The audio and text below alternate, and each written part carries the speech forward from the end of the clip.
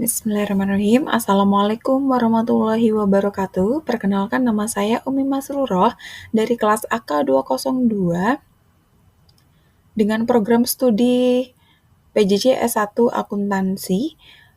Di sini saya akan menyampaikan hasil tugas terstruktur dari mata kuliah perpajakan yang dengan dosen pengampu Ibu Murdaningsi SE MAK, dan di sini saya akan mempresentasikan topik mengenai tentang PPh pasal 25 solusi angsuran pajak penghasilan tahunan dan PPh pasal 4 ayat 2 kemudahan perpajakan dengan tarif tetap.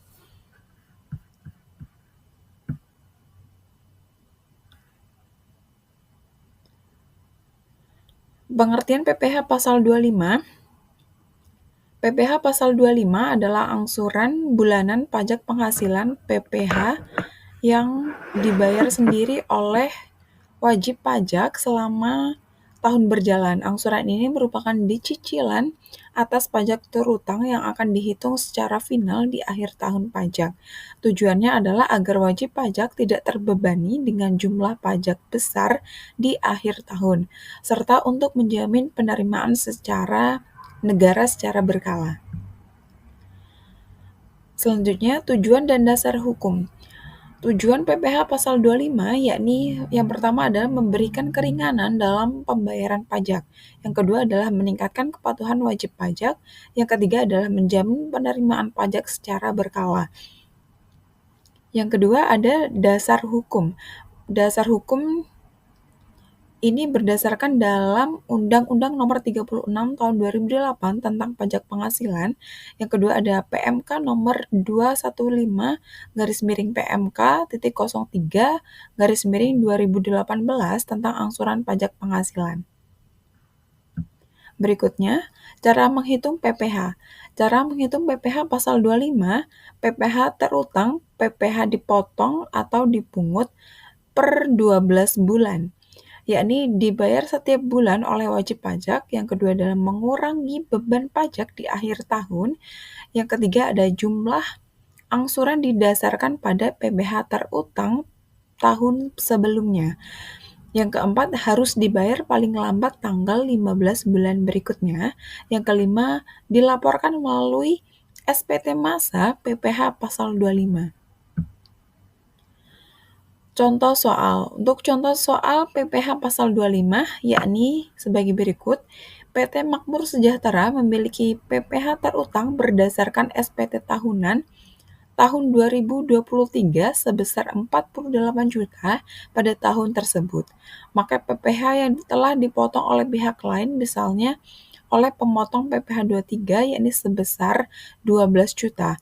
Maka hitung angsuran PPh pasal 25 per bulan untuk tahun 2024. Maka penyelesaiannya yakni dengan menggunakan rumus angsuran per bulan sama dengan PPh terutang dikurangi PPh dipotong dibagi 12 bulan, yakni 48 juta dikurang 12 juta dibagi 12 bulan sama dengan 36 juta dibagi 12 bulan sama dengan 3 juta.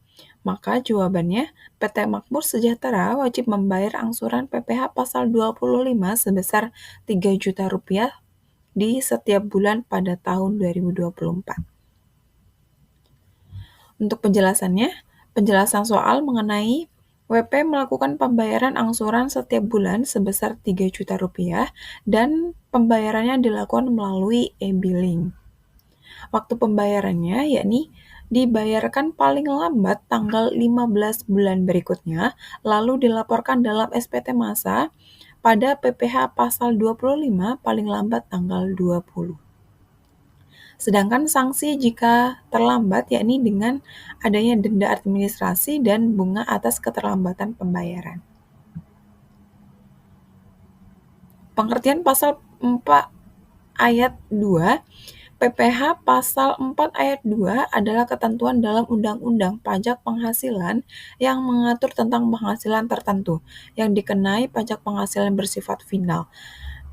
Yang artinya, pajak yang dikenakan atas penghasilan tersebut tidak dapat dikreditkan terhadap PPh terutang lainnya dan tidak dihitung dalam penghasilan kena pajak secara keseluruhan. Ciri khas pajak final pasal 4 ayat 2, yakni dikenakan atas penghasilan tertentu, misalnya sewa, bunga, hadiah, jasa konstruksi, dan UMKM. Maka akan dikenakan dengan tarif tetap dan dihitung dari penghasilan bruto atau kotor. Sedangkan disederhana dan tidak mempertimbangkan biaya-biaya atau pengurang lainnya, maka pajak dianggap selesai saat disetor atau tidak dilaporkan ulang dalam SPT tahunan. Dan dapat disimpulkan dengan tujuan pengenaan pajak final, yakni menyederhanakan administrasi pajak. Yang kedua, mendorong kepatuhan pajak khususnya UMKM. Yang ketiga, menjamin penerimaan pajak secara cepat dan langsung.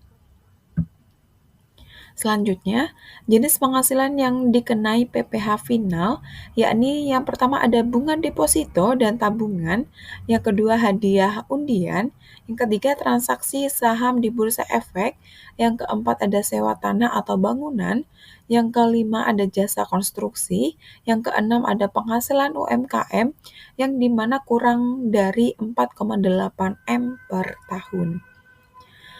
Dan selanjutnya, dasar hukum dan tarif, yakni dengan Undang-Undang Nomor 36 Tahun 2008 dan PP Nomor 23 Tahun 2018 tentang UMKM, yang dikenakan dengan tarif yang bervariasi, yakni sewa dapat dikenakan tarif 10%, UMKM dikenakan tarif 0,5%, hadiah undian dikenakan dengan tarif 25%, bunga deposito dikenakan dengan tarif 20%. Contoh soal yang pertama, yakni dengan sewa bangun rumah. Adapun soalnya sebagai berikut, yakni Bapak Rudi menyewakan ruko miliknya kepada PT Jaya Sukses selama 1 tahun dengan nilai sewa sebesar 150 juta, maka hitunglah PPh pasal 4 ayat 2 yang harus dipotong oleh penyewa dan disetor ke negara. Dan dapat ditarik dengan jawaban, objek pajaknya adalah sewa bangunan, yakni PPh final 10%, dapat digunakan dengan perhitungan PPh final sama dengan 10% dikali 150 juta sama dengan 15 juta rupiah. Jadi PT Jaya Sukses wajib memotong dan menyetorkan 15 juta ke kas negara. Contoh soal yang kedua tentang UMKM, yakni dengan soal Ibu Lina menjalankan usaha catering rumahan dengan omset bulanan sebesar 25 juta, usahanya memenuhi syarat UMKM berdasarkan PP 23 tahun 2018, maka hitunglah PPh final yang harus dibayar bulan ini. Maka jawabannya adalah objek pajaknya ada penghasilan UMKM yang mana omsetnya kurang dari 4,8 M, yakni dengan tarif 0,5%, maka ditarik dengan perhitungan PPh final sama dengan 0,5% dikali 25 juta sama dengan 125.000. Jadi, Ibu Lina membayar PPh final sebesar 125.000 untuk bulan tersebut. Kelebihan dan kekurangan pasal 4 ayat 2, yakni kelebihannya ada mudah dihitung, tarif dengan tetap, tidak perlu dihitung laba dan ruginya. Yang kekurangannya, tidak adil jika rugi tetap kena pajak. Yang kedua, tidak bisa dikreditkan. Maka dapat ditarik dengan hasil kesimpulannya, PPh pasal 4 ayat 2 memberikan kemudahan bagi WP tertentu berlaku pada penghasilan yang sifatnya rutin dan massal, tarif bersifat tetap dan perhitungan berdasarkan bruto. PPh pasal 25 adalah sistem angsuran pajak untuk mempermudah wajib pajak, mengurangi beban pembayaran sekaligus di akhir tahun, dan yang terakhir ada harus dibayar dan dilaporkan tepat waktu. Baik, terima kasih atas perhatiannya. Sekian presentasi yang dapat saya sampaikan, kurang dan lebihnya saya mohon maaf. Wassalamualaikum warahmatullahi wabarakatuh.